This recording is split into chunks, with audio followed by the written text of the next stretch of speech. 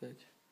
Tak, abyste viděli, že opravdu piju pivo. Jelikož nemáme půl litr, tak si to musím dolít do našeho žbánku. Tak to bude asi trošičku delší video. Jinak děkuju za nominaci Dominice Rohlový. Nesnáším tě, protože nevím, jak tady to vypiju. Tak.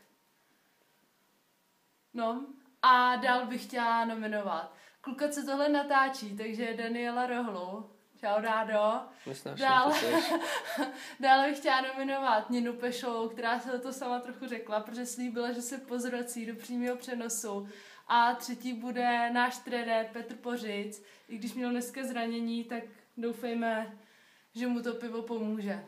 Tak může se nominovat i Pejsek. Dobrý, ten už vyžah. A Queeny můžeš si dát klidně. Se mnou pojď, Queenáku. To je dobrý. Tak a teď já.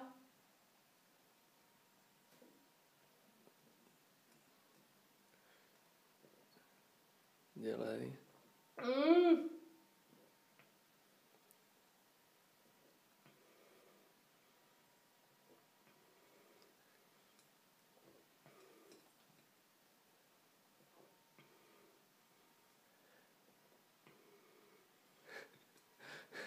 Už jenom pěna.